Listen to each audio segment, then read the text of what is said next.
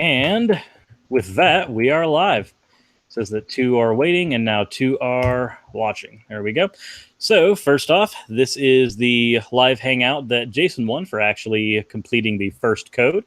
And for anybody who's on my channel watching and doesn't know who I am, I'm Suris. And if you're stuck listening to me for any longer than a few minutes, I apologize. It is grating. But with that said, Jason, would you like to introduce yourself at all? Hi, my name is Jason. I think it was Jason R or J in the initial video. As I mentioned in my email, I identify as an atheist. Probably could go by a lot of other titles as well. Secular, free thinker, all the usual stuff.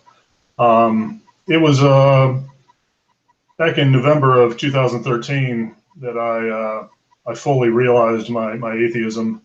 I'd always been very nebulous, but it was after sitting at my computer watching it was a video by Neil deGrasse Tyson and Richard Dawkins on stage. It was a rather long talk they had on stage, and I watched that, and I never really heard of, I think I've heard of Richard Dawkins, but just only in passing.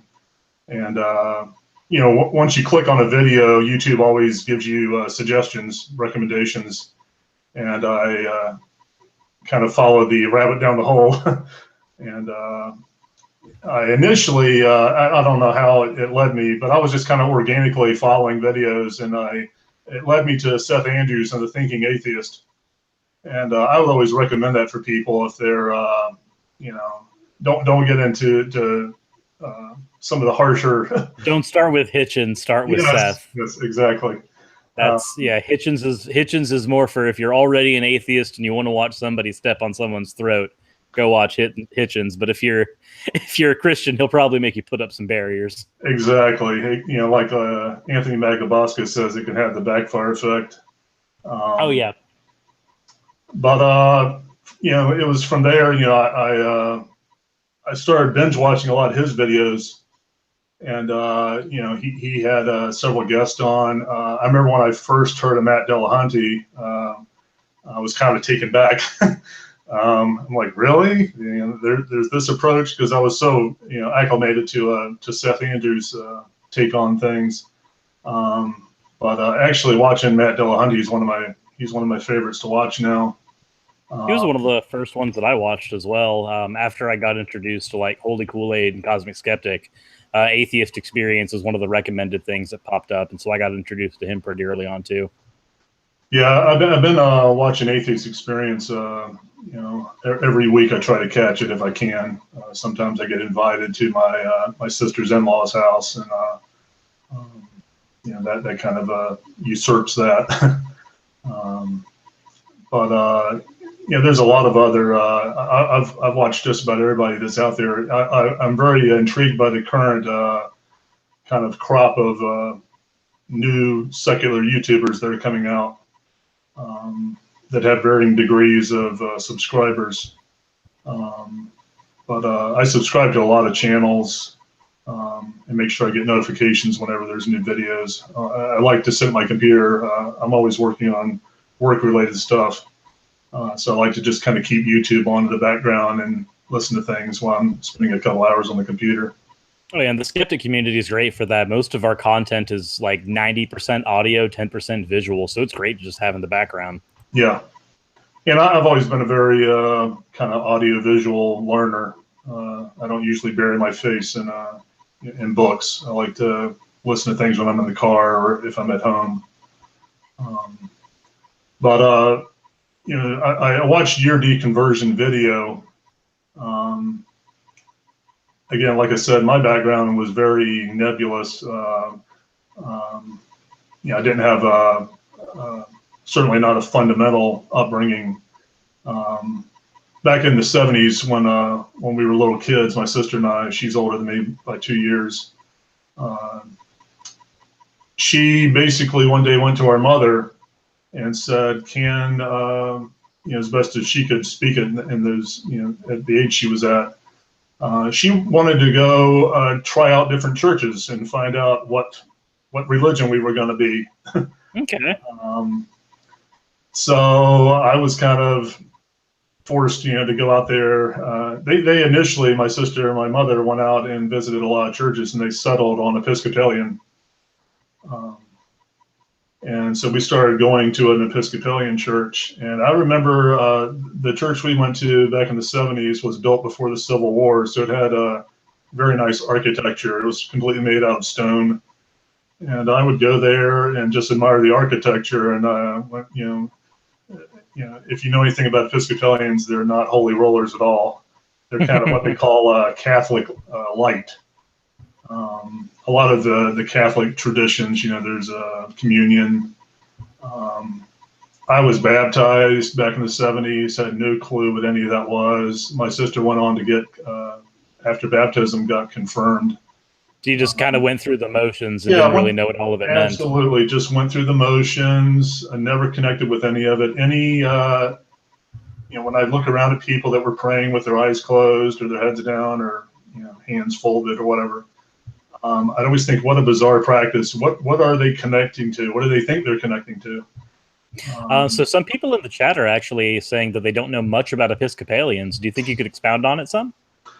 I honestly don't know a whole lot either. Like I said, it's jokingly people call it Catholic light. Catholic light. Yeah. So you Diet go up for, Catholic. Yeah, you go up for communion. I don't know if they take the literal meaning of the wafer and the wine, that it's the flesh and it's not actual cannibalism. Yeah. I never bought into any of it. As the years went on, I got further and further away from any kind of, it was about 20 years ago when the internet was really kind of coming into its own. It was like a workable thing. Mm-hmm. I'd broken up with a girlfriend that I worked with. We dated for about 5 or 6 months, and she really was from a family that they were kind of like preppers, and they had been Pentecostal or Church of God, something very fundamentalist.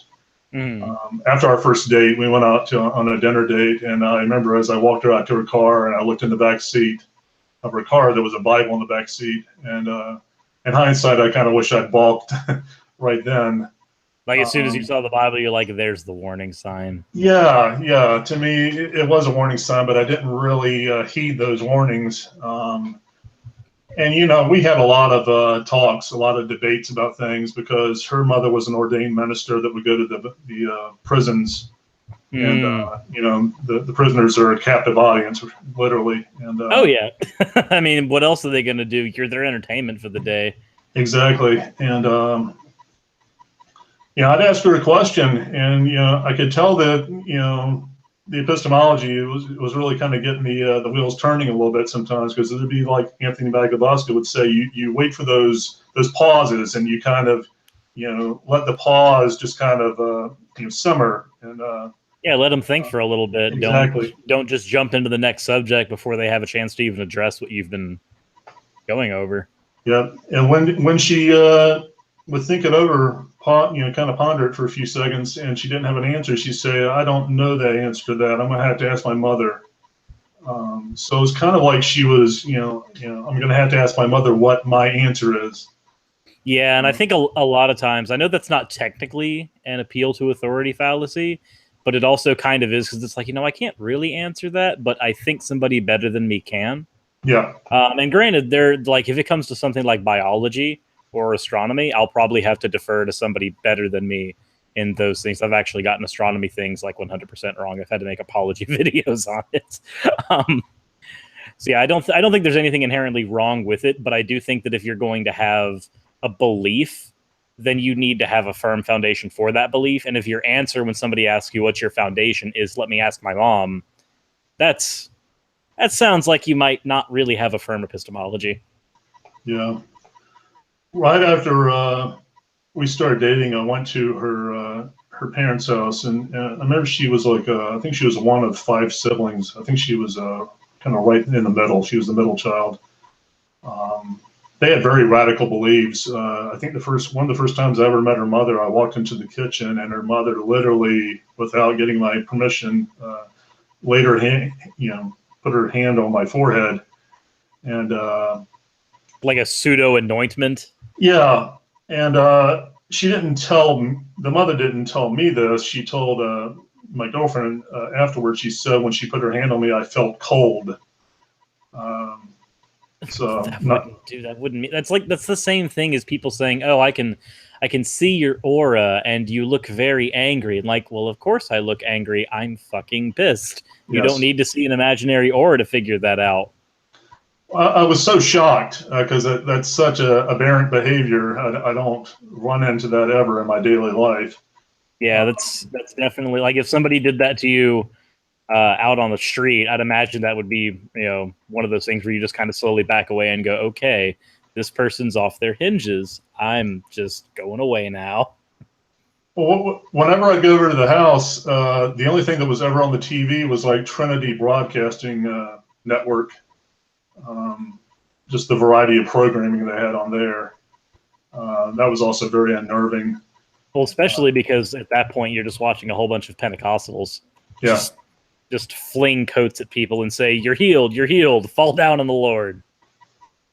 But after we broke up, I started doing some research because, in the aftermath, I kind of would call my mother up on the phone and I would talk to her about it. And, I guess the good that came out of that relationship was it made me do a little bit of research. And after that initial research, I kind of shelved it for about 15 years. I didn't really give much thought to it at all until that day in November 2013 when I saw that video. And they kind of reopened things for me to really investigate more. But what I kind of settled on from 1998 or 1999 until 2013 was I was kind of a deist / pantheist. Something might be out there. Who knows? Yeah. Again, it was just very wishy-washy stuff. I just didn't really think about it a whole lot. I've always lived in the Bible Belt. And I'm not in the buckle of the Bible Belt like, Seth Andrews is, out there in Utah. But there's around where I live, there's a movie theater. There's actually 2 movie theaters that were converted into churches, a bowling alley that was converted into a church. You can't go but a couple of 100 yards without running into a church. That's the same way it is here, honestly. Just here in Georgia, I can walk out of my house, take a left, and there's a church. If I take another left, there's a church right there. If I take a right instead, there's a church there, and up the road maybe about a couple steps, there's another church, and then as soon as I go down to the end of the road, there's another church there. Like literally, it's everywhere. Every block has 1 or 2. Guaranteed. Yeah, this ex-girlfriend, she had asked me if I would attend a church service with her and her family. And it was a horror show. I was absolutely terrified when I went there. A lot of homosexual agenda from the pulpit. They're up on stage talking about the gay agenda. Now, see, the funniest thing about that is if there even was a gay agenda, I think it would just be trying to get us to dress better. Let's be honest. Absolutely. Like if there even was a gay agenda, it would be going, okay, no, honey, that is not good on you. That would be the extent of it, if there even was one. Outside of that, the only thing that the gay agenda has ever been has been getting equal human rights. Yeah. And that doesn't sound like an agenda. That just sounds like wanting to be treated fairly. I mean, I remember at the service, I was so happy they didn't have anything that would put a spotlight on me, like an altar call or anything. Yeah. But I really I just wanted to kind of shrink down to floor level and just kind of find a back door to just kind of slink my way out of that service. It was just horrifying. Bionic Dance and Secular saying what their gay agendas are. Bionic Dance says part of her lesbian agenda is just to get a sane girlfriend. and Seculars is making him look good. Oh, just a shout out to her. I'm a big fan. I watch her all the time. Oh yeah, Bionic Dance has been around for a while. Yeah. And I actually became aware of her years ago through one of the Thinking Atheist videos that she was a part of. She's also on Tosh.0 too. Yeah, I didn't realize that until just a couple months or a year ago. So I saw her on there. They always have a way of inviting people on, and it's kind of reminds me of like when on the Daily Show when they had Dan Barker on. I'm sure he didn't realize they were going to edit the footage to kind of make him to be an asshole. Exactly. Oh my gosh, it's unfortunate because if you actually listen to Dan in any other setting, like any unedited setting, he's almost Sam Harris levels of just chill. Yeah. Like he is a very, very soft-spoken individual when it comes to sensitive topics, but the way that they edited him during that just made him look like a complete dickbag. Yeah. Like he's suing people over petty things. Just like what they did with I can't remember who the person was that went on. He actually became a meme. I think I'm creating dead air now because I can't remember the person's name now. It'll come to me at some point. It'll come to me late, like maybe 10 minutes into this, and then all of a sudden I go, holy shit, I remember a person who became a meme who was a leader of an atheist organization who went on the news. But for the time being, that's completely out in left field, and I'll figure it out eventually. But yeah, totally unrelated, but I realized who your doppelganger is. It's a comedian named Eugene Merman. I don't know if you've ever heard of him. But I have not actually heard of him, but I think Cosmological figured it out before I did. It's David Silverman. He was the one who became a meme. For going on the news as an atheist or going on TV as an atheist. But no, I actually have not heard of that comedian. Yeah, he's been on Star Talk a couple times with Neil deGrasse Tyson. Okay. Neil always likes to have some levity on there, some comic relief. So he invites comedians on to kind of, so there is no dead air. If there is dead air, they'll fill it up with some comedy. Is it perhaps because Neil isn't funny if he's not burning people? I've always liked Neil. I like people that are scientifically literate and good science communicators. Yeah, and I think that's the thing that gets me is that both him and Bill Nye are really good science communicators, even if their degrees don't necessarily reflect the things that they talk about. And that's what people seem to not understand is when they say, well, Bill Nye or Neil deGrasse Tyson they're not really qualified to talk about this subject. And like, actually, they're qualified to talk about it. They might not be qualified to sit down in a lab and do it, but their job isn't to sit down in the lab and do it. Their job is to put it in layman's terms and give it to you. It's your fault for being too dumb to understand it. Well, I take Bill Nye in the context of, I know he's an engineer by trade. Yes. He's not really a scientist per se, a physicist or, whereas, Neil is an astrophysicist. But he covers more subjects than just. Yeah, I've seen him talk about a ton of subjects, and he talks about it very eloquently. He obviously knows a lot more than just astrophysics. Exactly. Physics. I've always enjoyed that. The looking at Richard Dawkins, being a biologist. I like watching Jerry Coyne. A lot of people that are physicists in their own, they're scientists in their own branch, but they do talk about a lot of other things, that are secular. Not the secular who's watching right now. What's that? But not the secular who's watching right now. How so? We have a YouTuber named Secular who's watching us right now on the live chat.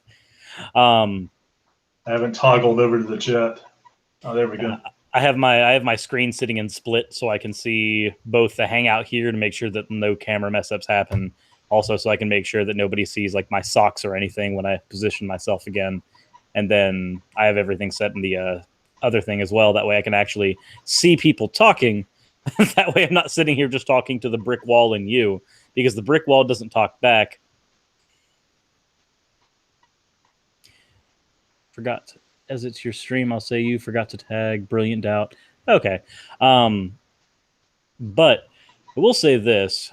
The only thing that gets me about science communicators, as much as I like them, I don't like the fact that there are people like Ken Ham that will sit there and badger them and say, well, you're not qualified to talk about that. You don't have this. You can't do this. And like, Ken, you're not qualified to talk about shit. You're not qualified to talk about anything. Yeah, I was just watching Godless Engineers, nearly half-hour long video, which was quite humorous. Several times I was laughing out loud. I actually have not gotten a chance to see his newest video because today I've been spending pretty much all of my time finishing up the video that's actually going to be uploaded right after this. And for anybody who has not subscribed to Cosmological, it's actually a collaboration with him, and it's going to be on his channel as well. So if anybody hasn't subbed to him already, go ahead and do so, since his upload schedule is horrible, but I'm trying to help out with that. Yeah, excuse me, my eyes watering a little bit. My AC is broken, I understand. Well, we live in one of the allergy capitals of the world, so I'm on a daily Zyrtec, but my eyes still do get itchy and water a lot. Yeah, the pollen everywhere doesn't help at all. What's funny is since I grew up in Florida, I didn't know that pollen was such a problem until I came here, because here the weather's drier, so there's no like latent water in the air to just wash it all out. Because in Florida, you barely see yellow on cars. That doesn't happen. But then when I came here, the first week here was absolute torture as my body adjusted to actually dealing with allergies. Yeah, I don't know if there's any truth to this, but someone was telling me that you should try to eat bee honey that is made locally, because the bees are going around getting the pollen from the local flowers and whatnot, and if you ingest that, it could be bunk, as far as I know. But it sounds like there's merit in it, but it sounds like there's as much merit in it as any other supplement, which means it could be true. It could also not be true. Yeah. I might actually, probably somebody who could help with that. Scientist Mel covers allergies on her channel. She might actually be able to help out figuring that one out. Truthfully speaking. Yeah. I'd be interested to know that, because anything to help reduce the symptoms. But oh yeah, definitely, it's better than popping a pill every day and hoping. Yeah, I would say praying, but that's not very effective. Right. This is one thing I was going to tell you. Right now at the job I work at, and one of the break rooms that I frequently eat my lunch in, or heat my lunch. There is an employee who has put up on a bulletin board an invitation to get groups of people from work to go visit the Creation Museum. And it's not like Godless Engineer did. It's not to go there and pan it. They're actually, I think it's also the what's the other Ken Ham? He's got the Ark Encounter. So they're going to go visit the Creation Museum and then the Ark Encounter. They're totally going to like worship and get indoctrinated into Hammondism. Yeah, they're all in. And at my job, there's a lot of that. Just open displays of religiosity. That's the same thing at mine. We've got a guy who comes in. He blasts gospel music off of his phone as he's walking through the front where we have customers who can hear it too. But he's perfectly well within his rights to do it because we're in the South, and, go figure. And then in the break room, he constantly has his Bible and whatever religious apologetics book he happens to be reading at the exact same time, just placed one right next to each other prominently so everybody can see that he is in fact Christian. And then he leaves like tracts around the store. It's really frustrating because I want to say things about it, but I'm the odd man out because I'm the atheist and I'm one of the only ones that thinks evolution's real in my workplace. It's really unfortunate. Nymphia, what are you doing? The stream is saying that they want you, and they know that you're one of 4. You're the least likely one to be here. Why are you on camera? I'm not on camera right now, but still. Is that a Maine Coon? Actually, a turtle shell. She is the daughter of my cat that I've had for about 6 years. The other one is a big black tabby who was birthed from her as well. That one got pretty much all of his genes from his dad. And his dad, we have no idea where he is right now. That's an unfortunate story for another day. But then we've got one that we rescued as well, and that's the non-genetic family of the cats we have. I think she's just here to get butt scritches. Yeah. Get Suris, get the cat on camera. Just no G-manning the cat. I actually don't watch enough G-man to know what that is. She looks so despondent now that I stopped petting her. I actually don't know what G-man does with his cat because I don't pay enough attention to G-man's channel. I've paid enough attention to get the gist of who he is and to make my video on him, but past that, I have not touched that level of crazy for as long as I can. This is coming from somebody who did a video about somebody saying that Grand Theft Auto proved the Earth is flat. Well, for a while there, G-Man had really latched on to Matt Dillahunty and was calling into the atheist experience and challenging Matt to a debate. And that would be an unfortunate slaughterhouse. Yeah, I think Matt kind of put a moratorium on that. He there's certain people he said that he's just not interested in dealing with. Cy-10 Bruggencate and Ray Comfort, and there's another guy that he debated who he said did a Jekyll and Hyde act at the end of the debate. That sounds like Dean. Dean starts out like, I'm going to be calm for 5 minutes, and then immediately just turns into a liar type of guy. Mm-hmm. Yeah, for that level of crazy is something that I'll study for the amount of time it takes for me to come up with an argument against their idea, and then I'd run to the far corners of the internet into a happy place and try to stay far away from them after that point. Yeah, my job puts me in a position where I actually end up knowing the religion of every person I see. It's and a lot of people I deal with come from very fundamental religions. A lot of Pentecostals, a lot of church. You got a lot of Jehovah's Witnesses, a lot of Church of God or Church of Christ. I mean, oh, the cult one. Yeah. Yeah, we've got I think for us, we've got mostly evangelicals. We've got a couple of Mormons. I have not seen a Jehovah's Witness pop through yet. And then we've got a decent bit of Reformed Calvinists, including coworkers. And they're the interesting ones, honestly. I'm not a huge fan of dealing with Calvinists. Yeah, I think it's what the whole Westboro Baptist Church family is all about. Not 100% certain. I'm fairly certain. I obviously don't know a ton about the Westboro Baptist Church outside of the fact that they're probably one of the best hate groups you can find for Christianity outside of the KKK themselves. But the biggest thing that I have a problem with Reformed Calvinists is that their predeterminism means that they think that everybody who's going to be saved is already planned to be saved, and that's how it's going to be.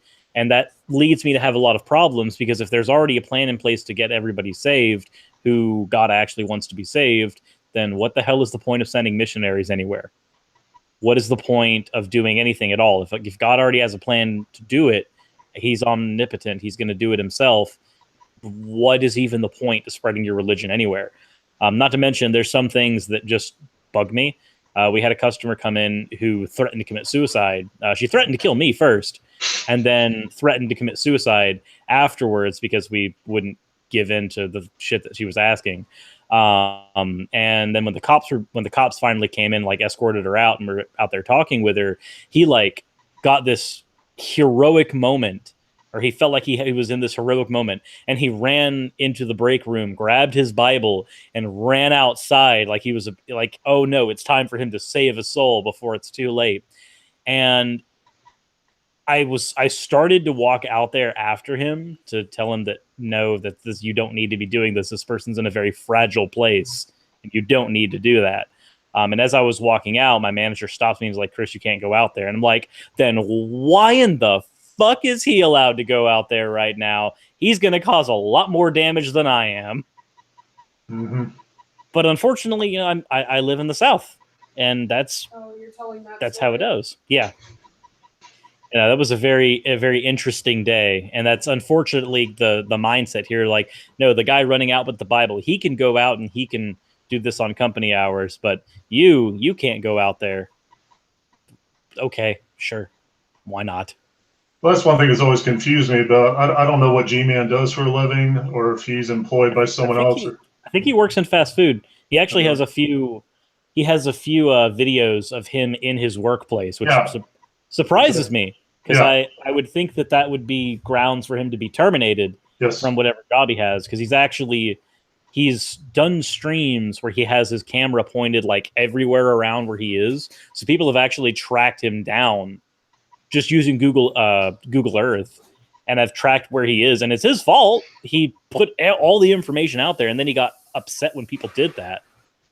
Well, there's actually one video where he's recording from work, clearly in the back room of his job, and he actually kind of halts the video and goes out to help someone, and then comes back and resumes talking, which I thought was very odd.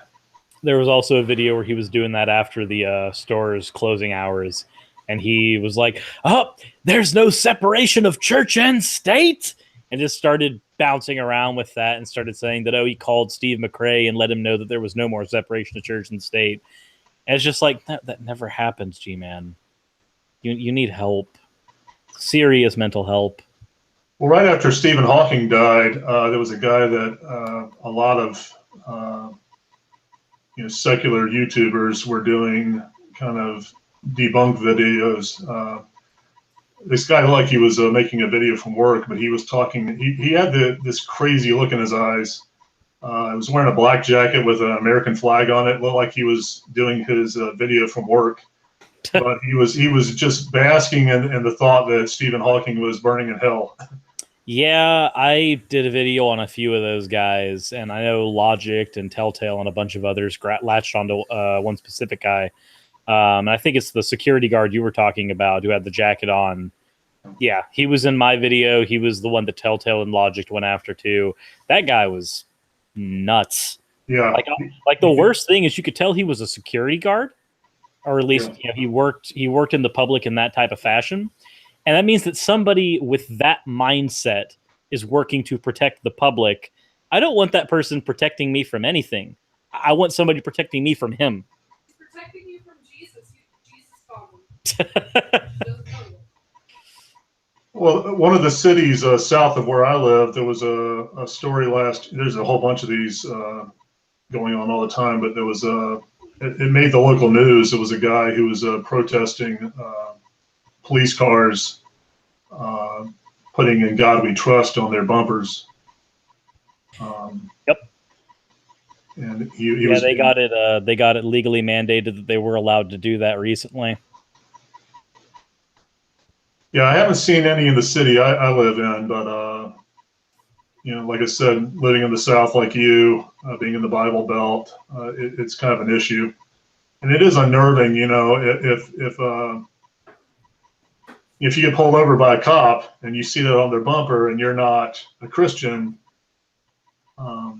is that going to factor in? What if someone who's clearly Muslim, wearing some kind of Muslim traditional hijab? Yeah, hijab is actually for men and women, so it just there's different rules between the two.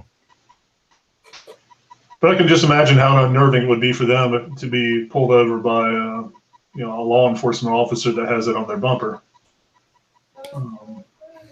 Yeah, I think I actually did I don't know if you saw the video where I talked about religion and politics, but when I actually touched on that a little bit and mentioned that what would it imagine if the tables were flipped and you had a police car roll up and it had Allahu Akbar painted on the side. How would that make you feel? Allahu Akbar, just it doesn't even mean anything denigrating or anything violent, but there's so much societal connotation behind that now, that just seeing that, knowing about fringe groups like ISIS, what would that say to any standard person living in the United States? They see that at the side of the car. They're not going to feel safe when that cop goes up. They're probably going to try careening as far away as possible. Even if this is probably one of the most moderate Muslims ever, just seeing that phrase is going to immediately trigger and make them go away. And I think it's no different with the cop cars that have, God Bless America or, In God We Trust on them. It's the exact same thing. If you have an atheist who's been persecuted in the South, then you're going to end up having the exact same issue. Maybe not to that extent, but when you flip the tables. Well, I have my job is in healthcare. I work in the medical field. Mm-hmm. And so some days I can see as many as, I think the record, I've seen 38 patients in one day. And it's not uncommon that I'll have a patient proselytize to me. Oh, fun. Yeah. And it's very unnerving. I've gotten better at kind of de-escalating it, letting them know as nice as I can that I have a job to do. He's like, sir, this really isn't the time or place. You need your rest. Exactly. That kind of thing. It's really unfortunate because we have some of that at work too. There's a few of the people, I work in retail. So for me, I deal with the public from the time I clock in to the time I leave. And it's anywhere between 100 to 1,000 people per day. And because I live in the South, there's probably 90% of them are really religious. So I have to deal with being proselytized to probably for about 30 minutes out of every 8-hour long workday or 10-hour long workday. And I know it's not necessarily the same thing as having somebody sitting on a hospital bed trying to preach to you. It's not the exact same thing. For me, it's more, okay, I get that you're trying to indoctrinate me, but could you please leave so I can get the next person in line? That would be great. Goodbye. Yeah, I mean, the medical center I work at, like most hospitals, has a chapel. Just a week or two ago, I had the chaplain kind of catch me as I was turning around and my door was open to the exam room I was in. And they don't hand out chick tracts, but it was like what do they call it? It's a daily devotional, I think they call it. Which isn't much different. Exactly. And I think he's probably Catholic. At least he looks like he's Catholic. But at every turn you got someone throwing something to your face. At least at the job I'm at. If I go to the break room, like I said, there's things on the bulletin board. I hear religious conversations all the time in the hallway. It's really kind of I find it kind of intrusive. It's something that's the average person I don't think who is religious really catches on how much it kind of permeates our daily life. Yeah, and unfortunately, because of the way that the rhetoric for most religion goes, it's very hard not to empathize with what they're doing. Because at the end of the day, like for instance, if you're saving somebody's life and they may be close to death's door, you know that they need to not proselytize to you. One, it's intrusive, and two, they need to save their strength. But from their point of view, it's almost like this is their last chance to save one more soul before they go on to heaven. To them, it's not intrusive. To them, they're trying to save you, no different than how you're trying to save them, at least in your field. So as much as I hate to say it, I have to empathize with that plight on their part. I mean, I was a Christian for 23 years, so I don't have much of a choice but to empathize with them because I've been there. But it really does suck because you have to sit there and go, okay, well, from your point of view, you're trying to save me. But from my point of view, you're almost being a prick, and I just wish you would stop. Probably the most uncomfortable situation I had was it was a gentleman who, after I completed the procedure, which the procedures I do typically take about 5 to 10 minutes, and he reached in his pocket and pulled out a little pamphlet, a brochure, and it was about his church. He wanted to invite me to his church or church service, and he went on to say, are you saved? And I told him, I said, this line of conversation is making me uncomfortable. And he said, well, it's only just the most important thing there is.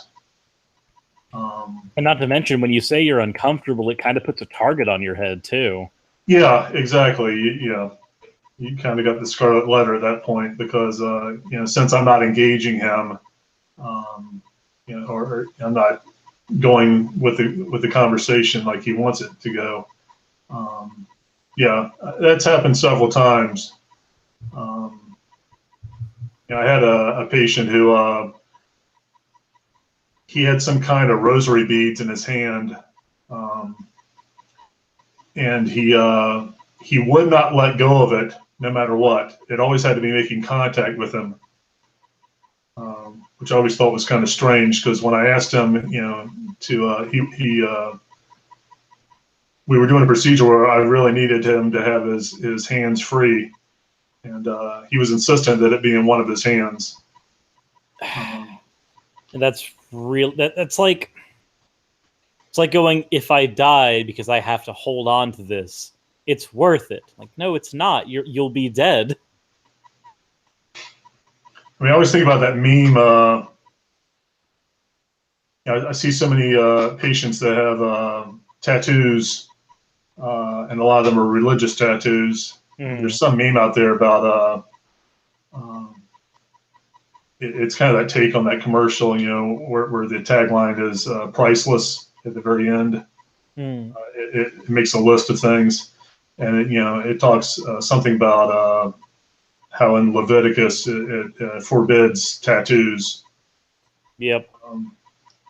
And yet so many people adorn their bodies with religious iconography. Well, so the only thing that I have an issue with that particular saying is that Hebrews, which is in the New Testament, later in the Bible, there's a lot in Hebrews that just denounces the things that are in Leviticus.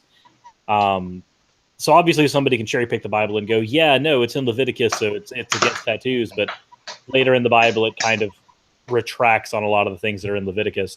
Not that I'm trying to, give the Bible an inch and say, no, you did really good. You went back on some of your barbaric, stupid laws. Not trying to give it that, but just pointing out that a lot of times that means that there's a lot of religion or biblical illiteracy on both sides. There's the one side that doesn't know that, a lot of those rules don't really apply that much now. And then there's the other side that thinks that certain rules just don't apply to them because they're cherry picking in the first place. Yeah. But to be honest, and I think for a lot of the stuff in Leviticus that gets denounced in Hebrews, I think a proper apologist would probably be able to school me on that and be like, no, the laws in Leviticus still stand. I'll be like, cool, that makes you twice the asshole. Because now we have all the lovely homophobia and all the actual hatred that's in that book. I think if that book was just cut out of the Bible, it would be a lot better, honestly. Just rip all those pages out and be done. Well, I've never read the Bible. The only time I ever even make any reference to it is I go online and look at the Skeptics Annotated Bible. I actually need to get a copy of that still, honestly. Yeah, and they have the annotated Quran and the Book of Mormon too. All that is online. Wouldn't the annotations to the Book of Mormon be "this whole thing's a crock of shit"? That's the one footnote that everything else is like, yeah, read it. Just know it's a crock of shit in the very beginning. Well, the Book of Mormon play came to town last year. We have a local meetup group in the city. I had suggested that a bunch of us go to see that Broadway play. I ended up not going, but I think some people did go. I'd always wanted to see that. I know that was kind of based on the South Park episode. Yeah. You ever seen that? I've seen the episode, but I've seen the episode and I've heard a lot of the music from the play because one of my good friends is actually a huge fan of the play itself. He's a huge fan of musicals, so like Reefer Madness, Book of Mormon, Wicked, like all of that stuff. He plays the soundtracks to them constantly, which doesn't bother me because I like those soundtracks as well, honestly. But yeah, I know about it mainly from the music that I've listened to and from the bits I've seen from the South Park episode. But I have not seen the full episode itself, and I have not seen the full musical proper yet either. But eventually I will. You know, I think a lot of kind of in hindsight, you know, after I whoops, you there? Yeah, I'm here. Okay. It went from the live feed to your avatar for a second. Now, if it goes to my avatar, it's probably because I'm adjusting something, like trying to lift this up and do that. That way, nobody's watching the microphone move and fly about like I'm an idiot. I already have poor production quality. I don't need to expound on it. Yeah, I guess at this point in your life, you're probably. I know a lot of YouTubers are varying degrees of out to their family. I know Genetically Modified Skeptic is only out to the YouTube community, and he says, you know, if his family find that he's an atheist, they'll find it out organically. Mm-hmm. And I think he's actually dedicated a whole video to just family if they ever find it. I think he's told his mother, at least, like his immediate family. He's told. Oh, really? Because that's the only people I've told. I've told my sister. I only got one sibling. My older sister. She's older than me by 2 years. And a couple of years ago, I forget what day it was exactly. It was a day in April. I think the openly secular movement. They designate a certain day. You know, they recommend people come out to their family or come out to anyone, family, friends. Yeah. If it's safe to do so, if they're comfortable doing so, and they're not going to, you know, get any kind of, you know, blowback from that. So that openly secular day just happened to coincide with a visit down to my parents' house. And right before I was getting ready to hit the road and come back to my hometown, my mother and I went on a long walk. And my mother has, you know, she started out Episcopalian, and then she went on to be, for a brief time, I think she was Quaker. And then she was Unitarian Universalist, and she's gone all the way back to being Episcopalian again. But on the walk, you know, I kind of asked her, I said, you know, so where are you currently? You know, I didn't know if she'd, you know, kind of moved on to something else. And she told me where she was. And I said, you know, are you curious at all about where I am? And in the aftermath of that breakup with that girlfriend I mentioned earlier, my mother had gotten me a Bible. Mm-hmm. I think, you know, in our talks, because a lot of the talks that we had after the breakup, I think my mother, you know, confused my line of questioning, because a lot of it had to do with religion. I think she thought that I was curious about exploring the Christian faith, which is quite the opposite. And she got me a Bible. But on this particular walk we went on, I just told her, I said, you know, I'm an atheist.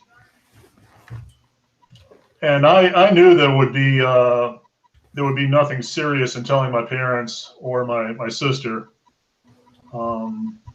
not coming from a fundamentalist background.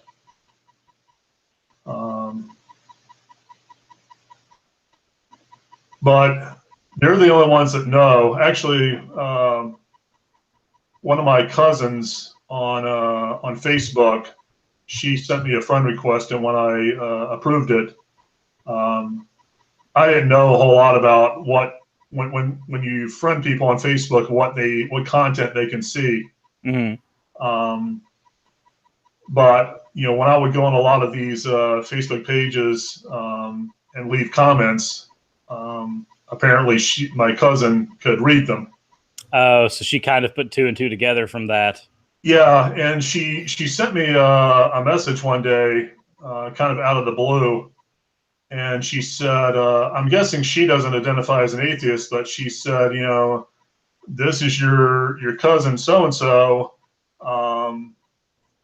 My husband is an atheist. Okay. So apparently they're kind of a Christian and an atheist in that marriage. And that's doable in some cases. It's mainly just kind of letting both parties know, hey, don't try to convert me and I won't try to deconvert you. Well, Seth Andrews has mentioned several times that his wife does not identify as an atheist. And their marriage, I guess, works out just fine. I know that Matt Dillahunty, he and his wife are both out atheist. I know that Aaron Raw deconverted his wife from an older creationist. Trying to think of that guy's name. Shoot.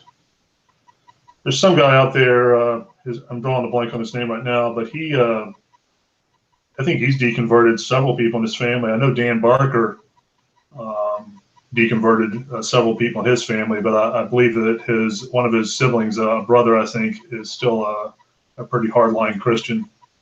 I know that with Hitchens, his brother is still a Christian, even though Hitchens is gone. It's really kind of sad because his brother's like one of the most vocal Christians, and then Hitchens was one of the most vocal anti-theists. Yeah, that was a very interesting dichotomy that they had going on while he was still around. It really sucks that he's gone, but what are you going to do? Life does what it does. I think one of I don't know much about her. Madeline Murray O'Hare. I think one of her children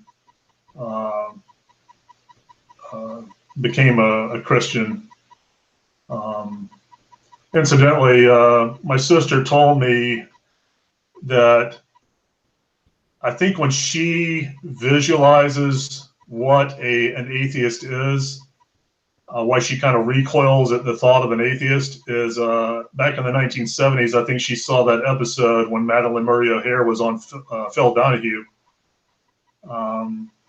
She saw that episode and she to her, that's kind of still what an atheist is, even though Madeline Murray O'Hare was killed 2 decades ago or something like that. Yeah, see, it's really bad because even now we still have issues getting over some of the other. I'm not going to necessarily say that there were bad influences on the community, but some of the more vocal atheists that started out, at least in the YouTube space, we still have people that think that all atheists are TJ Kirk. Yeah. Even though at least the current crop of people that we've got right now, the newer people, and even where a lot of the older people have gone, that's really not how most people communicate their message now.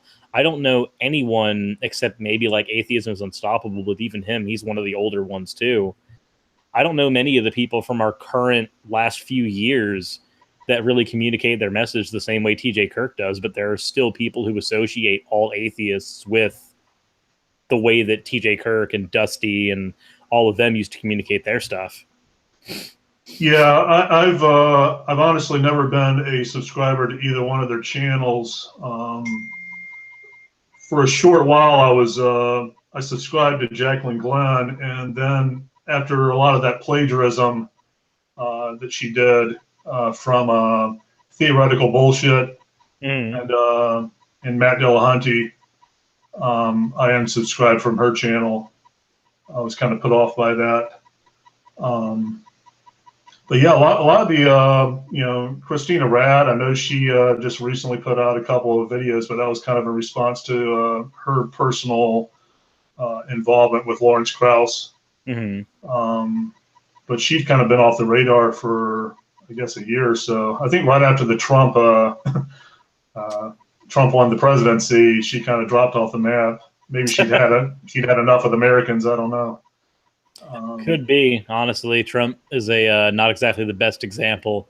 He's the best example and the worst example of an American at the exact same time. Yeah. Because on the one hand, yeah, sure, he's probably, he managed to climb up and become president of the United States. It's a great symbol for people who are trying to live the American dream. Absolutely, why not? But on the other hand, he's probably one of the worst examples of American corporate greed that you could, throw on a poster board. Yeah. I don't know where all that's heading. I just wish that something I'm just waiting for something to bring him down. Well, he's very old, so maybe he'll just die on his own. Well, with his diet, I wouldn't be surprised. True. He starts every morning with a McDonald's Egg McMuffin, doesn't he? Something like that. I mean, I'm 6'1". I think he's like an inch or two taller than me. He's like 6'2". I think the doctor said he weighed 239 pounds. That's just 1 pound, less to where he doesn't have to be labeled as morbidly obese or obese. and isn't it that that's the weight that they put on his actual documentation? But most people who have actually taken his body, his body type, and mapped it against other people with the same body mass as he has, shown that he should be weighing several pounds higher than what he legally weighs right now.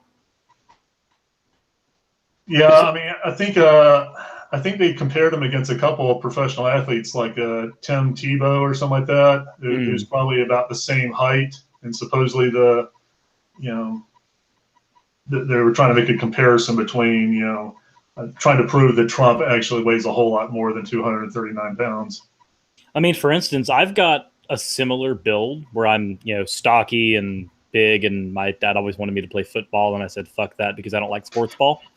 I just don't like playing sports in general. I'm not a very active person when it comes to that. But I have a stocky build, and I weigh 244, and I'm 5'7". And if you've got Trump, who looks like he's got about the same build, but he's got 5 more inches on me, he should probably be at least 20 pounds heavier than his legal weight, at the very least. Yeah, I mean, I don't think any truth comes out of that administration at all. No, probably not. Probably not. But asking any politician to speak in anything other than a double meaning word or a flat out lie is probably asking a bit too much.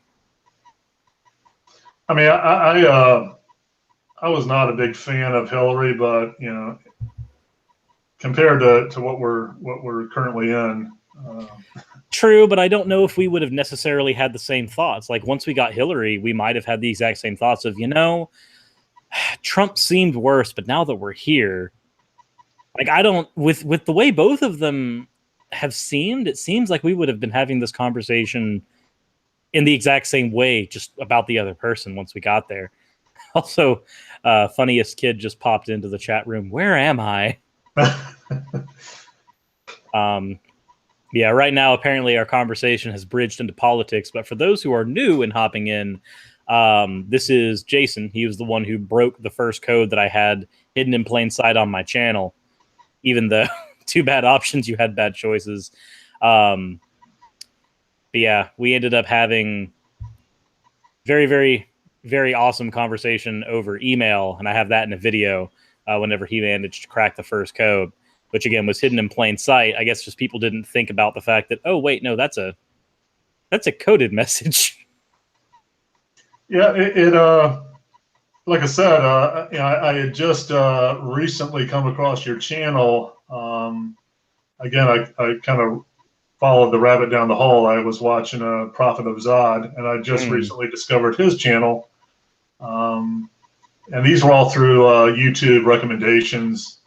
Yeah, as soon as I watched, I think it's kind of typical when people discover a new channel, they like to go to click on the videos tab and kind of binge watch. Yeah, you just kind of you keep going until you find a video you don't like. Yeah, and I watched a whole bunch of them, and I noticed that the intro was the same, and I don't know how you designed what software you used to design that, because the fonts, the characters are kind of in 3D. They have kind of like shadows on them. They give like a surface texture, which makes it look like there's some kind of image embedded. Like, for instance, there's one of the characters is just a solid black square. But if you look at the video, the surface features make it look like there's some kind of graphic on it. That's actually just a standard checklist option you can hit in Photoshop. Oh, really? Yeah, it's just bevel and emboss. It takes any image you have and it gives it a 3D pop. Yeah, I guess the embossing feature made it look like it wasn't. It was some other character. So I'm looking for this square that has something on it, and after a while I realized it's just a black square. So that kind of threw me off. The kind of the 3D illusion there kind of threw me off. But yeah, it didn't take me very long once I realized all the characters were in Webdings. It was just kind of selecting each character, each font, and like assembling them in the right order. Yeah. Initially, I didn't have it all figured out. There were characters I was pretty sure I'd reverted back to Arial font correctly, and I could tell I was on the right track because I could tell there was some meaning behind it. You hadn't just randomly jumbled a bunch of things together. No, definitely not. Even the codes that looked random, you could decrypt eventually. Yeah. But yeah, I told you in a follow-up email, if I'd had to decipher the last one that was solved, I think I would have lost my mind. That was a bit more. Oh, when you saw the one that Chaosism decrypted? Yeah. The funny thing about that one is, realistically, it was just the exact same mindset behind the first code. Just, find a font that's the correct one and convert it, and then it was just a single layer cipher. But the hint was the one that led you down a rabbit hole. The hint that told you where the cipher was, but you could easily find the cipher by accident just by stumbling on the Greg Locke video. And I don't know exactly what route Chaosism took to break that code. Whenever I have my hangout with him, I'm going to ask him what route he took. I laid out the route I intended in my video, but I have a sneaking suspicion that's not the route he took to decrypt it. And whenever it comes to stuff like that, there's probably some other way to decrypt it that I did not know and I did not think of, because I'm not a great code breaker and I'm certainly not a great code builder. I just happen to enjoy building them. I was impressed. That was a lot more than a lot more creativity than I ever would have put into it. Well, the next one actually is, I will say this: the first code is on the G-Man video. It is in there if anybody is looking for it and finds it, and it will be on every video that I produce, including the collaboration I'm doing with Cosmological. It will be on every video I produce up until it is cracked. Once it is cracked, that will no longer appear on videos. But by cracked, I of course mean the entire rabbit hole that goes through, because even if they figure out the code, crack it, and figure out where it goes, there's still going to be, all their work is still going to be ahead of them. I will throw that out right now. I feel like this one is probably going to take another month or two at least to solve. Cosmological, I did not consent to this. Yeah, the video we're doing is going to be on his channel as well as mine. So for him, he's probably like, I didn't consent to have your fucking code breakers scouring my video. Sorry, if my hands are involved in building it, I will have my code in there. But trust me, Cosmo, you probably won't be able to find it either. If you'd like to accept that challenge, go ahead. But I doubt you'll be able to figure out where it is in the video. It's hidden a little better than the one that I hid, where it was in a quarter frame or a quarter of a second of a video. It's hidden much better than that. It doesn't pop up on screen for somebody to see the way it did before. So it's going to be a very interesting journey. What I actually did was YouTube videos. You can slow them down to like a quarter speed, a quarter normal speed. So I slowed it down as much as I could, and then I was able to freeze right on that frame. Yeah, you can't freeze on it if you don't do a slowdown first. Exactly. Yeah. This one you should be able to freeze on without doing a slowdown if you can even find it. Well, like I told you, since I'm not eligible for any future Hangouts, I already did mine. Well, you're doing yours. We're not quite done with it yet. Yeah. Yeah, it'll be quite interesting. Atheist Comedy Center says, "How about having the codes and entirely non-printing characters?" See, the problem is now that you've suggested that, I can't do it. It's just like everybody who's been going through my videos and like, oh my god, the condescending Suris is somewhere I never want to meet. But well, like the people who've been going through the videos and trying to find the Blink Morse codes, and I'm like, now that everybody's been saying that my blinks could be Morse code, that kind of destroys my thought process on using my blinks as Morse code now.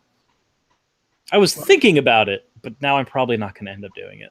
Well, that was actually a real thing. I saw a documentary a couple months ago. There were some fighter pilots, some U.S. fighter pilots in Vietnam that were shot down and captured, and they were actually blanking out Morse code in the video. They were doing those propaganda videos where they had to denounce the United States.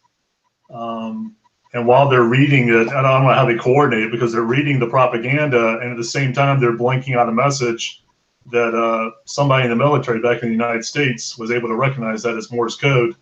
And I don't think the captors realized it at the time. Yeah, I know that I'm very glad that I'm not one of the people who needs to decrypt stuff like that, because I wouldn't catch it. I'd just be like, yeah, they're blinking. They're human beings. They have to blink. Like, I don't want to know the whoever was in charge of making sure that any information that they had didn't leak out back to the United States. I would hate to be that person after that was discovered, because they probably got killed by their superiors. Yeah. Well, hello, typos. I'll try that again. Atheist Edge is apparently here watching us now as well. I don't know if you've seen their content yet, Jason. I've been watching more and more of it. Awesome. They do a very good job at what they do. Yeah, I notice their subscriber count is not where I think it should be. It should be a lot higher. Yeah, it surprises me that Jim hasn't gotten more subscribers. He's sitting at about 1,100 right now. If anybody's watching this video, the difference between Jim and Cosmological, they both have the same amount of subscribers, but one of them uploads frequently. No, I'm kidding. Cosmo's cool too. But no, definitely subscribe to both of them. Cosmo's awesome. He's helped me with the video I'm doing next, and Atheist Edge is definitely awesome and worth subscribing to. They've got a lot of good interviews. They actually have an interview with Aaron Raw that has a lot of views. I would think that would have warranted a few more subscribers from them afterwards, but nah, people need to actually, muck up and start subscribing to Atheist Edge. We need more people watching them.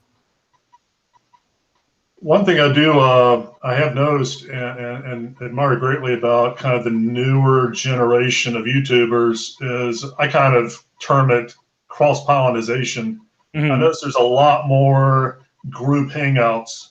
You don't really see that with kind of a lot of the more established channels that have been around for years.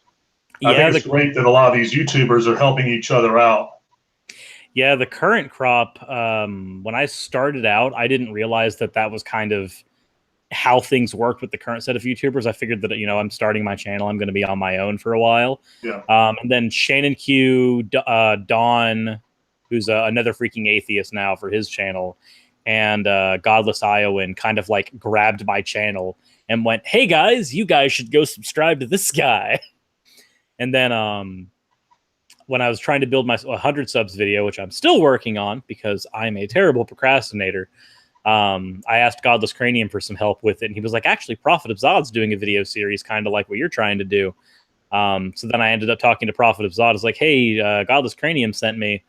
Said you might be able to help out with this idea.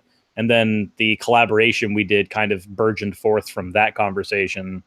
And that's what got, like, between all of those things happening when they did, that got my channel bigger. And I've seen that a lot of other channels have been getting bigger because of stuff like that too, like Skeptic Pork, Atheistic Snail. Secular needs to get a few more videos out on his channel, but he did a thing with Skeptic Pork recently too. And just seeing a lot of these creators kind of build each other up, it's honestly great because, one, we don't have the fragmentation and the toxicity that the community had, like 5 years ago. Yeah.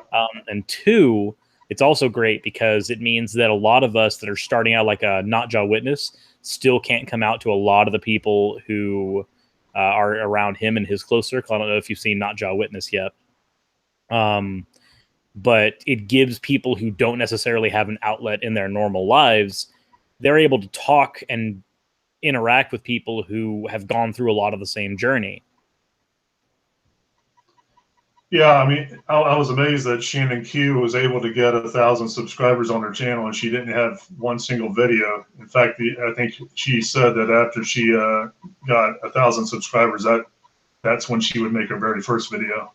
Well, she originally said 500 when she would hit really? when she hit 500 subscribers, and then she pulled a Young Earth creationist and moved the goalposts. Not meaning that in any like demeaning fashion. But yeah, because I didn't even, all I'd ever seen her was do. I mean, she does tons of the hangouts. I see her every other day. She's in a hangout. Yeah, she does a lot of things with the community, between appearing in other people's videos and doing hangouts and stuff. I was trying to get her on my channel for a little bit before she started doing videos on her channel, because now she's got to spend time working on that too. And we never managed to get our video produced because there were so many other things happening at the time. But that's honestly fine. Like, there's, things fall through pretty much 90% of the time, especially when you're trying to deal with a lot of people. The collaboration I'm doing with Cosmo, we've had it on the back burner for almost 2 months now. Like, a loop. I already did. I know my 100 subscriber video isn't out yet. I know that I'm procrastinating on it. I already told them. I don't need you to tell me. You got a backseat driver there, don't you? Yes, my girlfriend's giving me shit about videos that I have not yet produced. But with a lot of those collaborations, when you've got those extra moving parts to deal with, things end up just falling between the fingers or falling on the back burner. That happens all the time. I mean, heck, look what happened when the first time we tried to schedule our hangout. You had family issues pop up, and we had to push it forward. Yeah. Which ended up working out because Atheist Edge and Steve McRae all had issues with the people they were supposed to have on their channel, so we all just did a stream together. So that ended up working out perfectly, honestly. Are you having fun over there? Do you want to come here and talk to the camera too? Hi, camera.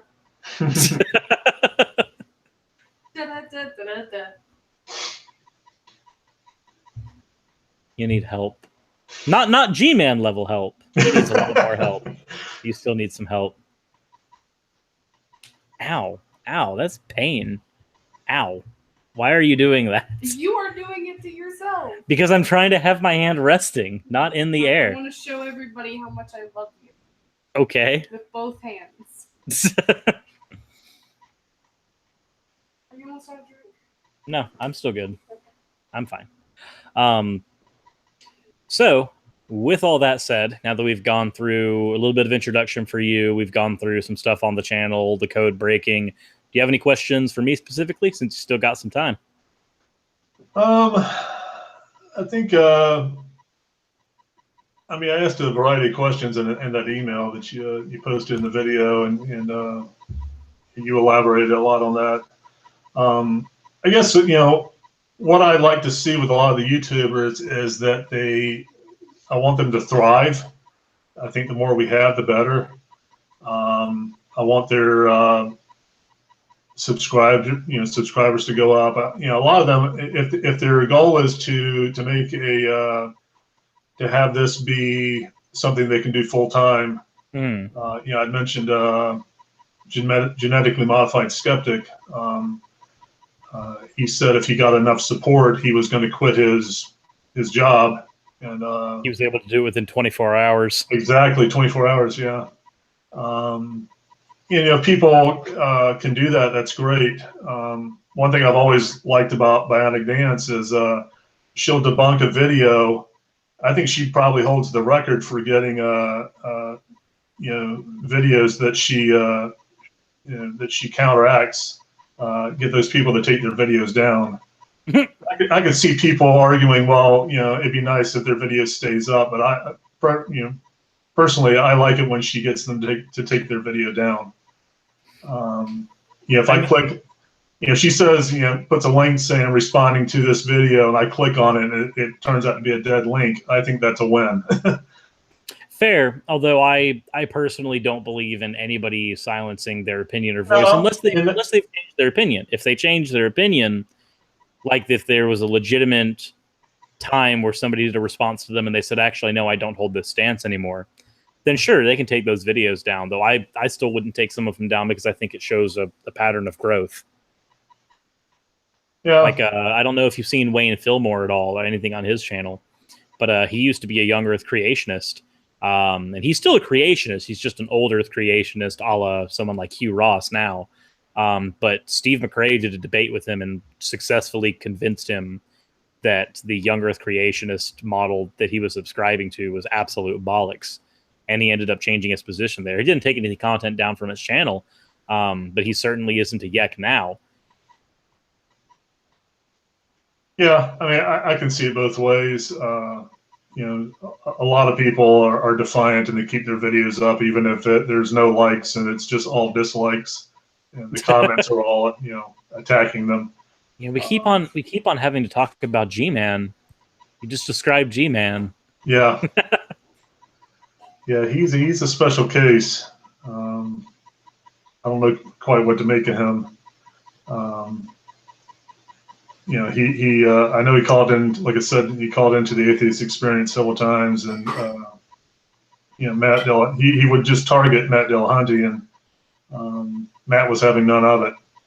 Oh yeah, no, Matt is calm and collected up until the point where he's not. Yeah, and then he just goes off on you. Yeah, when he starts saying no, no, no, no, and you're done. Yeah, that's when you've probably stepped a little too far.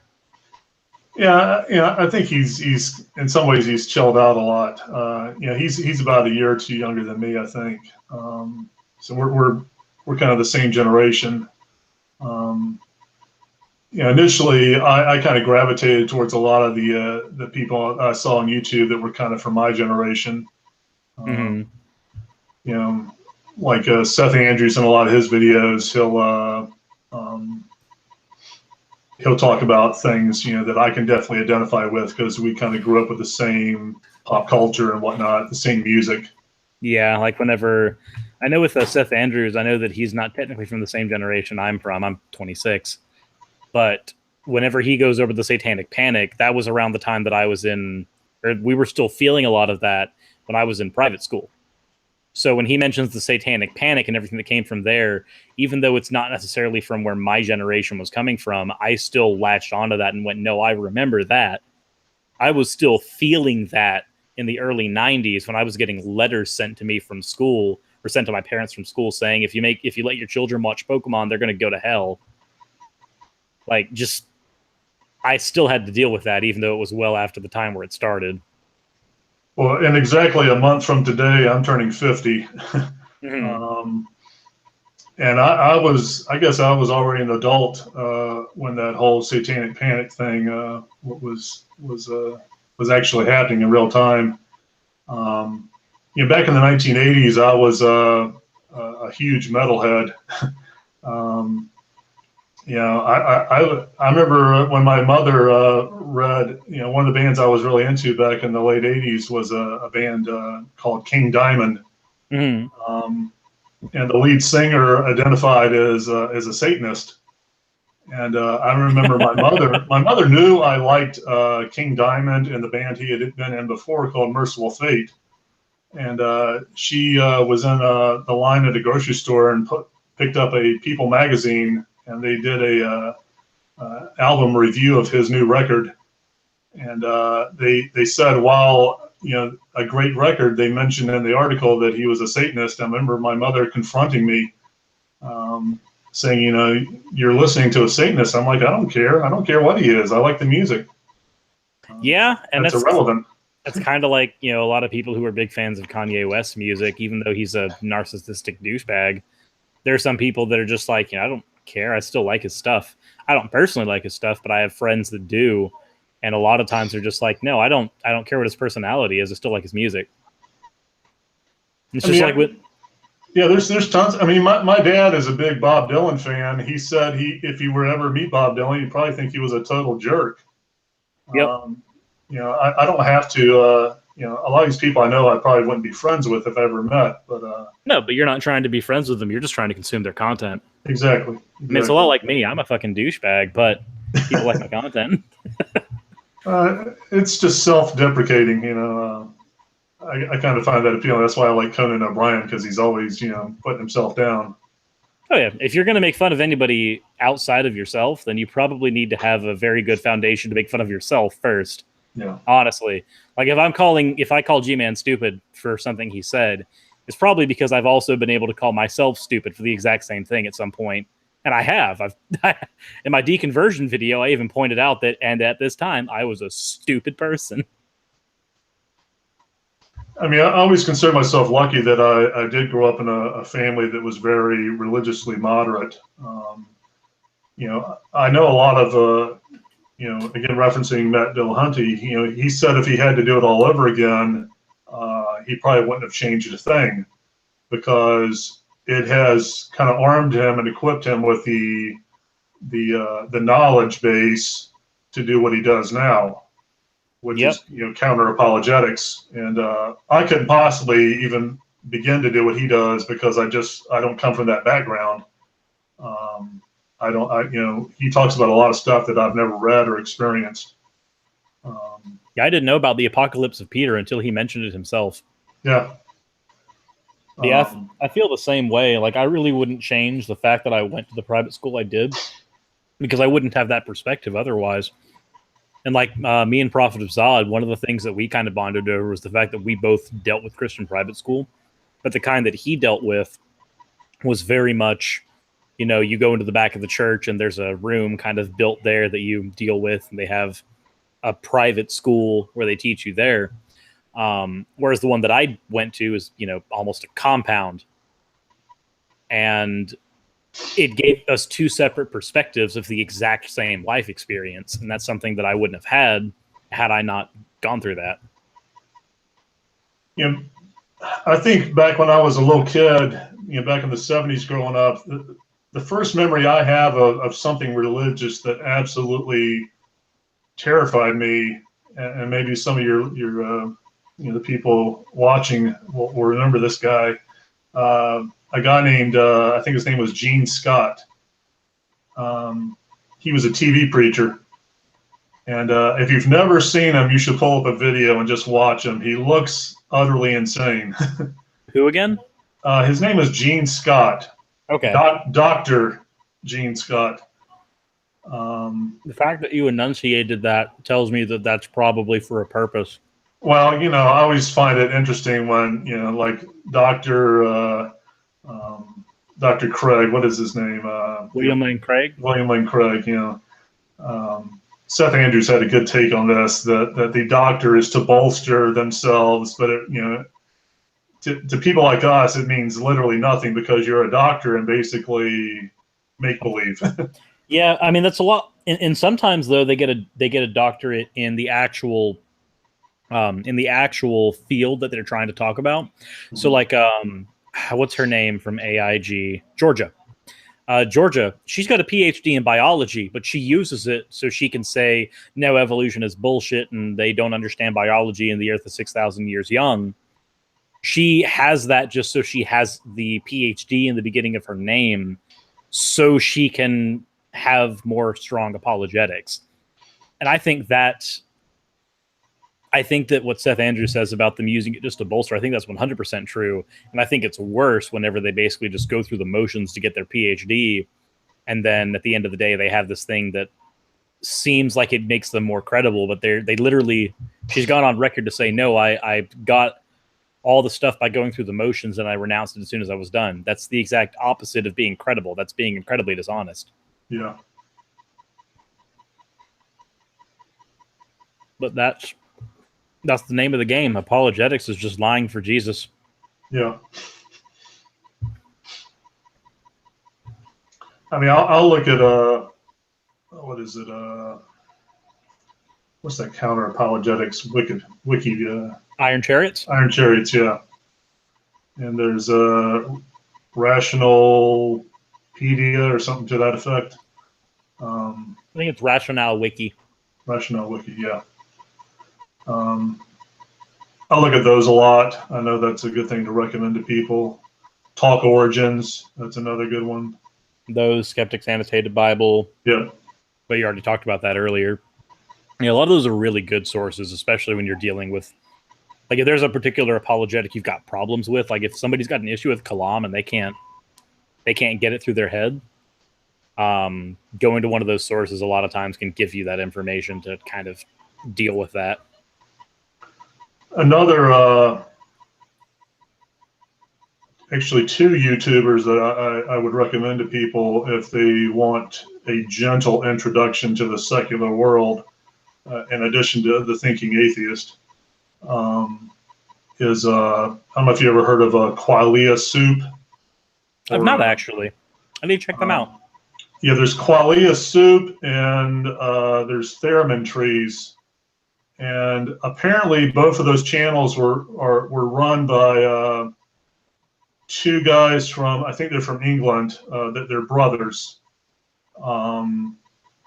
Qualia Soup does not put out any more original content on his channel, and he hasn't for several years, but now he collaborates with his brother, and his brother puts out content on his channel on Theremin Trees.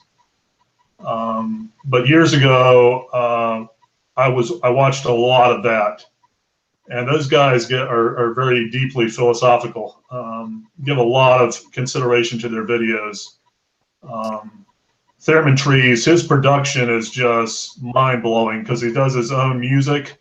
If you hear a piano playing in the background, it's him playing. He's done it. See, I'm seeing from my chat that almost everybody who watches me has heard of these people, but I haven't. I feel really out of the loop. But when I tried to get, I don't think she ever followed through and watched it, but I picked one video by Qualia Soup, and I sent the link to my sister on Facebook, and I asked her, I said, if you really want some insight about your brother, me, you should watch this video. And I don't think she ever actually did. I think my sister's kind of, it makes her uncomfortable when, and I think this is true of a lot of theists, when you present something to them that might make them question or doubt or give any thought to it. I feel that that's probably true. My old manager, I made the video about his homophobia. Of course, I didn't name him by name, and I'm never going to name him by name. But I sent him the video that I did, and I said, hey, I made this video. It's about you. I did not name your name. You are not called out in any way, shape, or form. But I did want to let you know that this is my opinion now that I'm no longer relying on you for a job. And I feel like I saw on Facebook, he saw the thing that I posted, but he never responded to it in any way, shape, or form, and he hasn't spoken to me since. I don't know if that's indicative that he did see it or if that's indicative that he just avoided it. Yeah, after that talk, when I took with my mother when I revealed that I'm an atheist, when we got back to her house, I immediately started.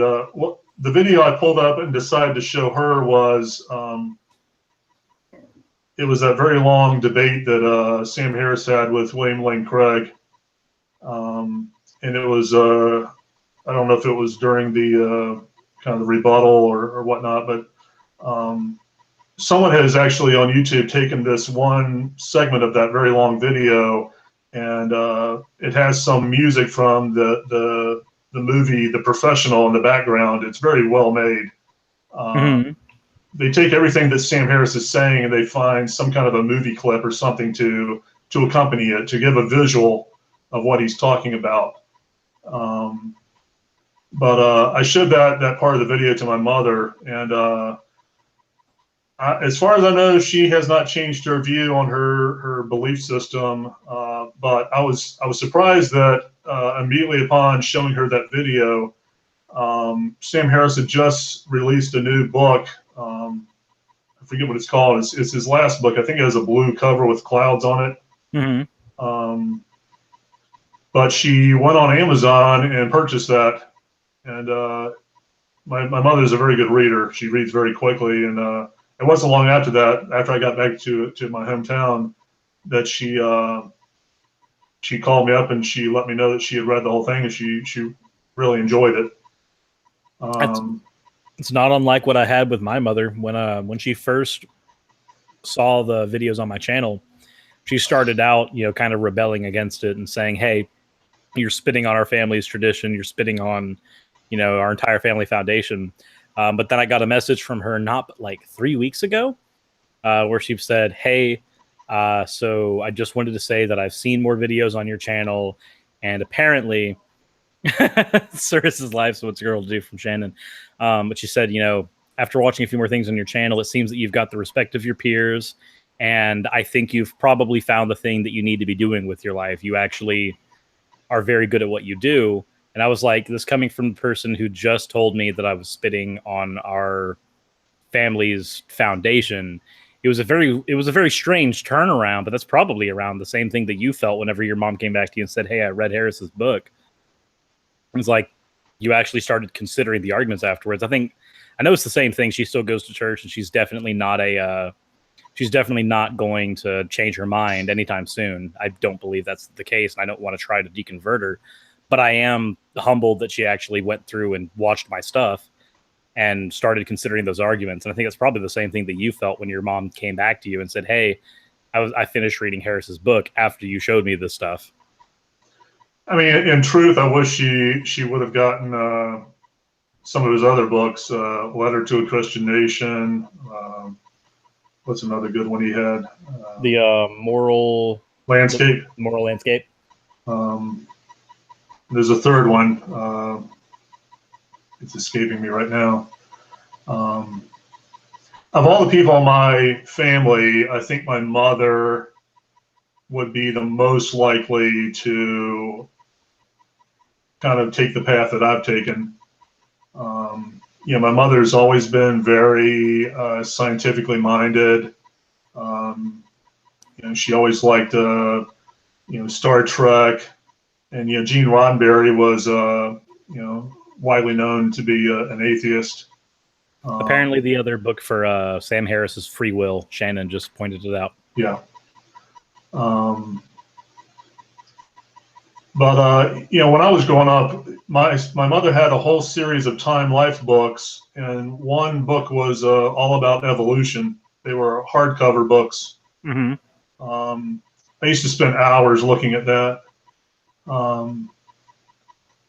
There's so much about my mother that's very similar to me, and I know it wouldn't take much for her to kind of abandon her faith, as it were, her religion. But I'm not going to push this down my relatives' throats. If they ever want to talk want them doing the same thing to you. No, absolutely not, and they haven't. So we're kind of respecting each other. Sometimes I want to confront my sister about things that she says. My sister has admitted as much to me that she holds on to her belief system because she's told me that it's comforting.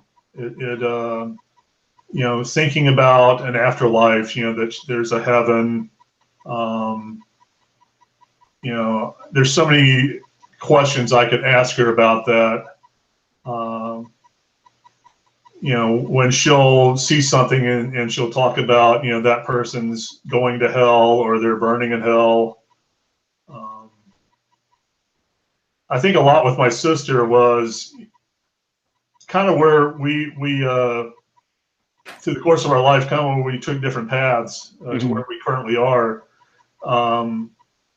When I was growing up, when I went to a preschool, it was just a regular preschool back in the 70s. Back in the early 70s. My sister, however, went to a Catholic preschool with nuns.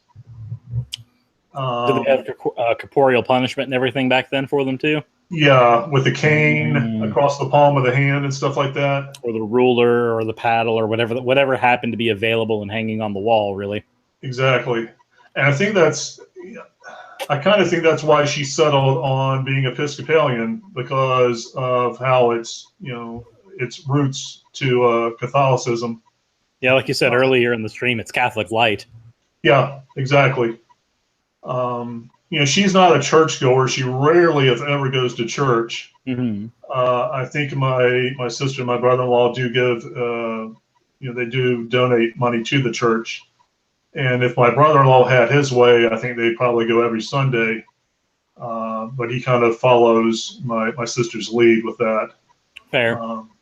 Several years ago, my sister's whole family, my niece, nephew, my brother-in-law, my sister, both my parents, we're all in a minivan, and I'm driving us to a Japanese steakhouse.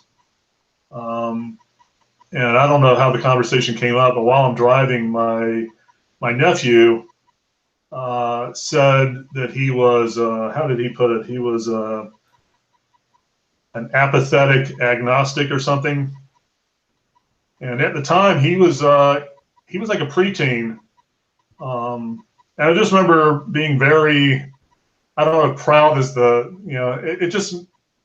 it kind of made me happy. That he was, at that age, he was not afraid to speak his mind. I think my sister would prefer that he, identify as a Christian. The funny thing is, my sister's best friend for years and years has been a woman who's Jewish. And I always wonder how my sister squares, her belief with her best friend's belief. She probably compartmentalizes it, honestly. Yeah. There's that cognitive dissonance. People rationalize anything. Yeah, you can rationalize it by just not thinking about it at that point. Yeah. One thing I've always wanted to ask my sister when she brings up her belief that there is a hell, there's a literal hell, and people are deserving of that. Because after I guess I watched enough Atheist Experience, and I don't know who said it on there. It may have been Matt Dillahunty or Tracy Harris. That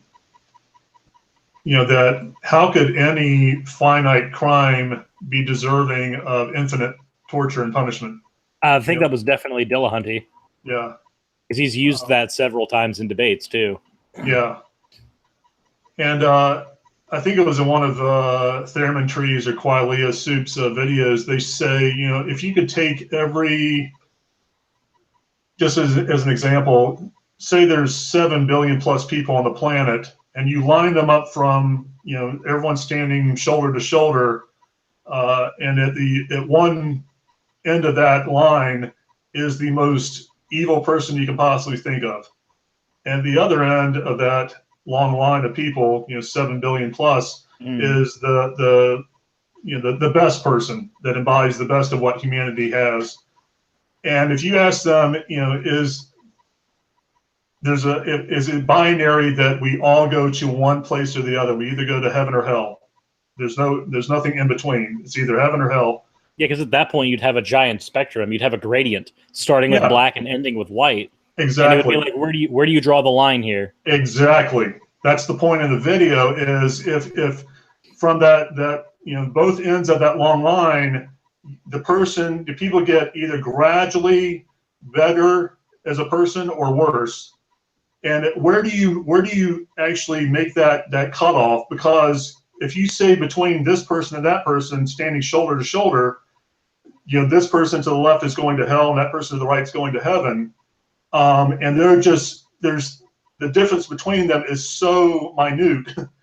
How did you make the decision about where to actually to cut those two people, the line in half, the people that go to heaven and the people that go to hell? Not to mention, if you used your standard Christian worldview for which one of them deserve heaven and hell, instead of having a black to white gradient, you would actually have a freaking speckled gradient, and you'd have a line in the middle where some of the worst offenders would be in the line going to heaven, and some of the best, most white, most pure people, not white racially, obviously, but the most pure people would also be sitting in the going to hell category, simply because in the going to heaven category, you've got horrible people, but they've believed in God, so I guess they're going to heaven. And then you've got wonderful people who donate all of their money to charity, but yeah, they just don't believe in Jesus. So you know what? Fucking burn them. Yeah. I mean, I can't tell you how many times I've listened to like Matt Dillahunty or Tracy Harris. I'm sure a lot of people would agree that they're probably the best duo on that show. Out of all of them, yes. My only issue is that whenever Matt and Tracy are on at the same time, Tracy doesn't hog the spotlight. And that I don't like that, because I like hearing Tracy talk. So I prefer watching those two when they're separate, because then when Matt is talking, he gets to do his spiel. And then when Tracy is talking, she gets to do her spiel. And I feel like they get more opportunity to do that when they're in separate streams, as opposed to when they're both the hosts of the same one. Well, it was a month or two ago. I heard Tracy, when she was on, she said that I don't think it's likely that the two of them will co-host an episode together anymore. Because Matt he's got his own website. He's doing a world tour. He's done a lot of stuff with Richard Dawkins and Sam Harris and the Amazing Randy up in Canada, I think.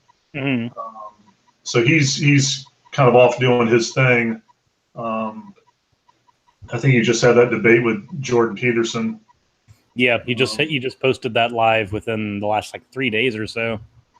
And for me personally, that was kind of painful to watch. For one thing, Peterson's body king of language. The straw man. Yeah, he's king of the straw man argument, honestly. Well, he looks so uncomfortable, and his body language, they're not mirroring each other's body language at all, because Matt's kind of sitting back with his legs crossed, and Peterson's, kind of tripoding, like he's leaning forward and looking down at the ground. He also has a habit of crying halfway through when he's online for some reason. Well, again, I don't know. Maybe it's a generational thing, but the appeal on him is lost on me. I don't see it. But back to what I was saying,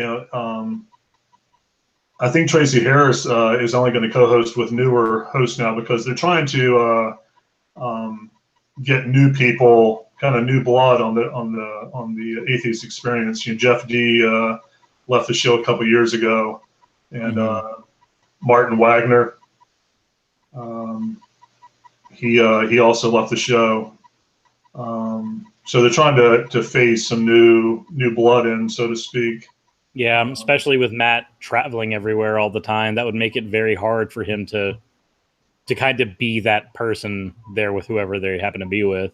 Yeah. And he was another person that years ago, in fact, when I first started watching the show, he still, I guess, had a job in the tech industry. And so many people had suggested to him, they're like, I guess Patreon was kind of coming into its own, and people were realizing, if I can get enough donations monthly, that can be my source of income. So he took a lot of people's advice and decided to do that full time. Yep. I think he's the only one on the show that does that full time. But he likes doing the debates. But I think everybody else on the show has another job. Yeah. Well, in that regard, so does he. Technically, everything else that he does is his job. The Atheist Experience just happens to be part of that. Yeah. But I was still watching it when it streamed online. There was you could watch the cable access show. They would stream that online. Mm-hmm. But it's morphed a lot because it's not even a cable access show anymore. It's just a purely internet. The YouTube live stream. And they left the cable studios and built their own studio. Yeah, and their quality's improved a lot since then too, Yeah. since they've been able to just take control over all their stuff. Not to mention, honestly, I think a lot of places are really starting to go, the way of the internet, because realistically, TV, there's not really, at least for me, there's not a lot of appeal to TV anymore. Like, yeah, I could segment my schedule around being there while the show's on, or I can set up TiVo to record it so I can watch it when I come home, or I could just use the internet where it's recorded right after it airs at all times anyway, or I could be there live. And if I'm there live, unlike if I'm watching it on TV, there's probably a live hangout like what's going on over there, where I can interact with the audiences watching it as well.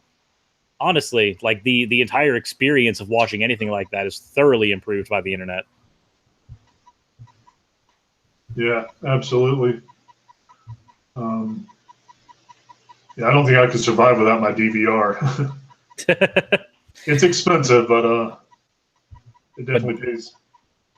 Yeah, it pays off when your schedule isn't morphed around the television set anymore. Yeah. You're able to just record things as you go. And with that said, I think we're probably only going to be on air for maybe about the next 5 or 10 minutes, probably somewhere around there. So if anybody in the chat section has any questions they'd like to ask Jason or ask me or just ask in general, as long as it's not ridiculously strange, then sure, we'll probably answer. I haven't seen Fenrir in here, so apparently I've managed to get out of doing my Running Man dance for the time being, though that does mean that I'm probably going to be stuck doing it again at some point on a different stream. I don't think I'm necessarily off the hook.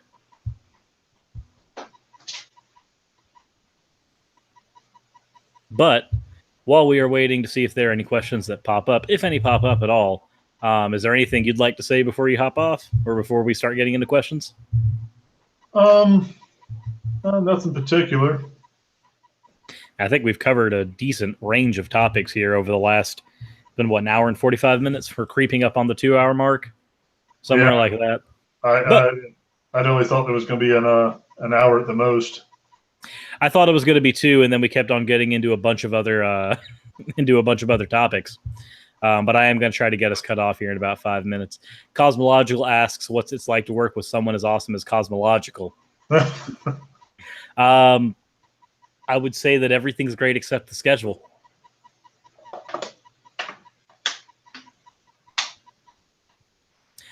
So Bad Tempered Badger says that they came in late, but they have a question for you. It's what's your deal? My deal. Oh, that's a broad question. I feel like it might have been covered at some point. Yeah, I mean, I'm not going to obviously reveal so much that I can be tracked down like G-Man. I think all of us have a bit more intelligence than that in that regard. Yeah. Again, technically, I live in the Bible Belt. I'm kind of in the northeast edge, a state that's kind of on the northeast edge of that. I'm not embedded deeply in the Bible Belt, but enough so that where I live, like I said, there's you can't go but a couple of 100 yards without hitting a church. I find it very intrusive in my daily life. I guess that's why I kind of seek out. I'm not much of a joiner, and I think a lot of atheists probably would define themselves as not being joiners. I'm not an extrovert. I have participated in a local meetup several times. For a while there, we had a member at our meetups who were getting a lot of big names to come to town. They brought Alex Jules to town, Sarah Hayter, she came to town. We had Peter Boghossian did a Skype. We had Lawrence Krauss do a Skype. Okay. So we were getting a lot of big names, at least doing Skypes or doing in-person appearances in town, and that kind of dried up. I haven't really participated much since then. A lot of the meetups, Sounds like Steam just kind of fell off after a while. yeah, and I think that was kind of a wave. I feel like a second wave of kind of in the secular movement is kind of coming up. I know, like yourself, there's people all the time that deconvert, and they kind of go through, I guess when you become an atheist, depending on how fundamentalist you were, you kind of, they got the stages of grief. I think there's kind of the stages of atheism where typically people go through that angry atheist phase. Oh yeah, I think all of us go through angry atheist. I was there, even though I come from a very moderate background. I guess a lot of my anger comes from the fact that as Matt Dillahunty says, I know I quote him a lot. He says that just when people have a belief in heaven, a lot of the people think that this is just a place to wipe your feet, like this is the dress rehearsal. And that's a really, really disgusting way to view the world, honestly. And I see that a lot of that in my patients, they don't take care of themselves because they think that when they die, they're going to have the best representation of their body restored in heaven. Yep. If they got a leg amputated, they're going to have that leg back. When my grandpa was in the hospital recently, all of his other elderly friends came in, and the consensus between all of them was, well, if he dies, and we'll all see him in heaven, and it doesn't matter anyways because Jesus is coming down to wipe the sinners off the earth. Yeah. I had a very hard time keeping my mouth shut, I will let you know. Pam would also let you know that whole time she was like having to put her arm on my shoulder and be like, okay, I see that your fist is clenched. And I see that you're angry, but you might not want to say anything in front of these people. It's a very, for me, that's a very abhorrent worldview. I'm just saying that the world is a place to wipe your feet because it completely devalues human life. Well, I think a lot of people just figure, I don't need to take care of my health. I don't need to lose weight. I don't need to take care of my diabetes and my hypertension. And, they just let themselves go to pot, and it's okay if I die. I've actually had patients tell me I'm ready to die right now because I'm square with Jesus, Yeah, and it's really disheartening when you hear that because you're like, I'm trying to save your life, man. Could you at least throw me a bone here? Yeah. Pretend you want to live. The last thing that was said. Mediocrity's Maze asked, "Who's your favorite comedian?" Now it's completely off where we were, but that was the next question. Well, it kind of ties in because a lot of my favorite comedians are atheist, or at least they have a healthy scorn for religion. Probably pound for pound, my favorite comedian. I just love his brain. George Carlin. Okay. Have you seen Eddie Izzard by chance? I've seen his videos. He's the British guy, right? Yes. Yeah, I've seen his videos on YouTube. Just about Ricky Gervais. I've seen a lot of his videos. He's a outspoken atheist. Trying to think who else.